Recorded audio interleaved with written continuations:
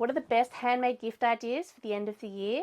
In this episode of Social Moments with Megan, your creative sewing chat, I'm going to be sharing my top 3 handmade gift ideas, as well as show you my latest sewing projects and share my thoughts on the newest pattern from Peekaboo Pattern Shop, the Whistler Blanket Hoodie. Hey sewing friends, it's Megan from Sew and Tell Australia here, a sewing blog where I share sewing education, video tutorials and pattern reviews to help you become a more confident and creative sewer. The end of the year is rapidly approaching, and for a lot of us that means teacher and educator gifts, KK presents and a lot of other random presents that pop up on your to make list. So in this video I've gone through and tried and tested a number of handmade gift ideas and come up with a list of my top 3 favourites to help inspire you and that your recipients would absolutely love to receive. And make sure you watch till the end because I'm going to share my top tip for sewing zips in stretch fabrics that will help take the headache out of getting uneven zip results and stop your fabric from overstretching as you sew. Before I forget, today I am wearing the Willow Wrap from Love Notions, which is one of my fave.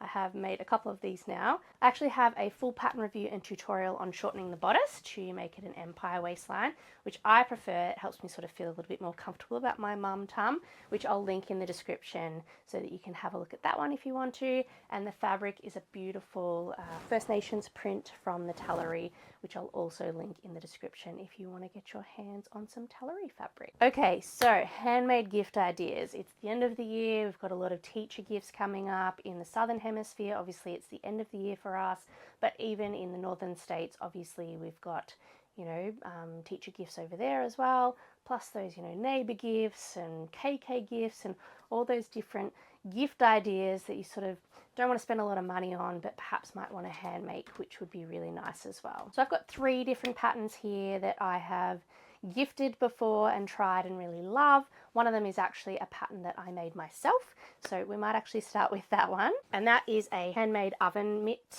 that I put together.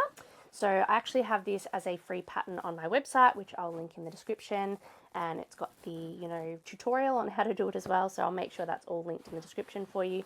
But basically it is a oven mitt, a double-ended oven mitt. The pattern pieces that I've put together, you can either have the A4 or projector pieces. I do have projector pieces as well. And this is such a simple gift to put together that, it's going to hang in their kitchen, and really every time they use it, they're going to think of you, which is really beautiful. So I tend to use 100% cotton because it's definitely better to use, well, you should only be using natural fibers when you're going to be having things around hot fabric. The inside is actually a thermal insulated fabric. So my husband actually thinks I should have doubled it up. He's not super happy with the heat resistance of it, so that can be a tip that if you're going to make it, do double the fabric on the inside. But I manually crisscrossed quilted the fabric, which wasn't too hard to do, and it's just such a really beautiful end result. So definitely a good one to keep in mind, and you can smash these out of not much fabric at all, and you can give them to your neighbors, or you can give them to your mother-in-law or your mother or your grandmother, or any of those teacher gifts as well. So I'm a big fan of the oven mitt. The second one I'm going to talk about, I don't actually have a physical one here at the moment, but I have made plenty of them. That is the Cool Time lunch bag from Waves and Wild. It's a really great pattern. It comes in 2 different sizes. There's like a little backpack version that you can hold, or there's also a fold over lunch option. And it is essentially a lunch bag. So I've gifted this to a couple of kinder teachers, and I think last year I gave them to my prep teacher, my daughter's prep teachers as well, and they loved them. So that one is a little bit more advanced to put together. It has zips involved, and it can be a little bit trickier, but I think if you follow the instructions and make sure you take it really slow, there's no reason why you can't do that one as well. That one also has the insulated fabric on the inside between the outer fabric and your inner fabric. I tend to use a pull or a water resistant fabric on the inside because I'm going to be using it for a lunch bag. So if anything spills, it's a little bit easier just to wash it out or to wipe it out. And obviously it's fully washable as well. You can chuck it in the washing machine and be able to wash that if something does leak. But that's a really great one to personalize. You could use a vinyl cutter like a Caesar Juliet, or even using the Caesar heat transfer vinyl that can really add personalization to it, and it's just a really cute, beautiful gift. Great for children as well, like to have their own personalized lunch bag. You can use all sorts of different fabrics on it, but I tend to use the kind of thicker canvases but you know, you can use a cotton base as well, but it's a really beautiful one to gift to your friends and family. The last one I want to talk about is the Anthurium box pouch, which is from Charmed by Ashley. She has a great YouTube channel, so many free and very detailed tutorials, so I'll make sure I link that in the description so you can go and give her some love.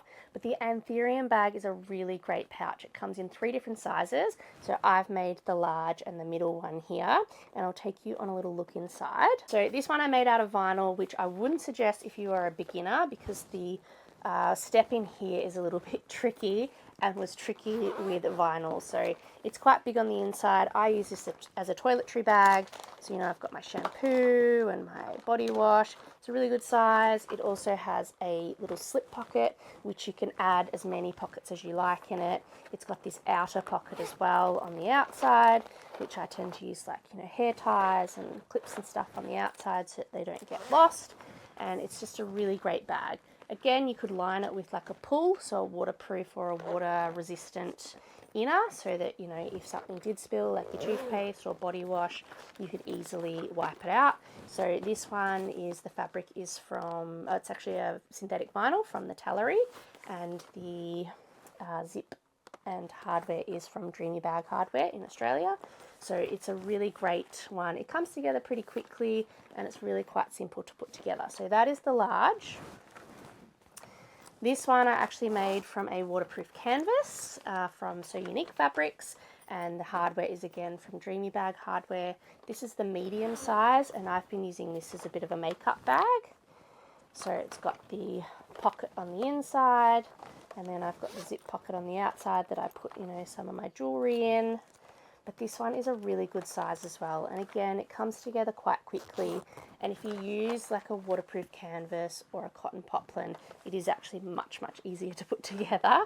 So you can see my corners got a lot better on this one. And this one I actually did make a full tutorial for in my sewing corner. So I have a membership, the sewing corner, and I have a full tutorial for this one as well. So if you're interested in coming and joining us in the sewing corner, I will pop a link in the description below so you can check that out as well. But those are my top 3 handmade gift ideas. I've got 2 new makes to share with you this week. So this one was another sewing corner tutorial that we did. I made this really cute woven dress. It has a shirred panel on the back, so we learnt all about shirring if that's something that you're interested in. This one is from Love Notions. It's the Tempo Sundress, and I got the fabric from Spotlight.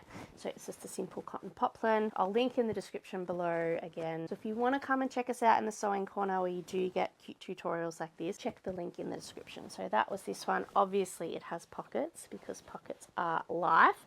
So that was this dress. Looking forward to wearing that this summer, although it is raining in Melbourne at the moment. And the other one I made is from, it's another Love Notions pattern, and this is another willow wrap actually, the same as this one. And I've used fabrics from Wattle Hill Fabrics. So this is a beautiful viscose jersey. And this one is actually for Secret Sewist. So Love Notions, I'm an ambassador, and we did a Secret Sewist. So we had another sewist to choose a pattern for us and choose the fabric, and we got to sew something up. So this is the fabrics that my Secret Sewist, who I don't know who it is yet, chose this, and then I chose to pair it with the burgundy. And then I made a willow wrap with the flutter neckline, which I haven't made one of those before, so I'm really looking forward. It looks really cool on, and I'm super happy with this one. So again, pockets, because pockets are life. Where did those pockets go? Here they go. So I think this one is going to get a lot of good wear this summer. The last thing I quickly wanted to touch on was there is a new pattern from Peekaboo Pattern Shop. It is the Whistler hoodie, and I love it. I think it looks great. I cannot wait to make one for myself.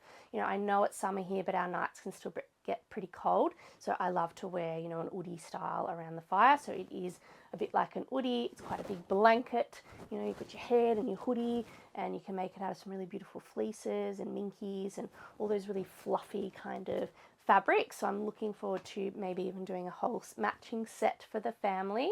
So if you'd like the pattern, I would recommend checking it out, and I'll put a link in the description. You can grab that. Okay, I did promise a bonus tip if you watched all the way to the end. So if you have, thank you.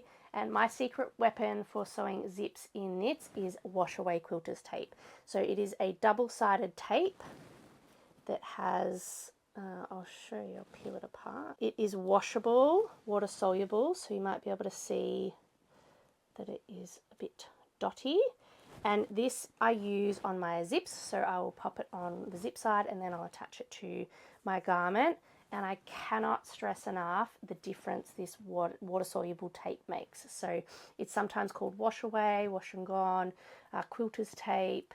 And essentially what it does is you use it and then when you wash it, it washes away. But this just really helps keep that zip in place and the knit fabric in place, because often I find if I don't use anything, the fabric will stretch and then I just end up with uneven zips and it's just really quite a nightmare. So by using this, it doesn't gum up your needle either. So it's a really, really great tool to have in your sewing kit, and I highly recommend getting yourself some of this. So I will link in the description some places you can buy it, but definitely worth having in your toolbox. Thanks for joining me for another episode of Social Moments with Megan, your creative sewing chat.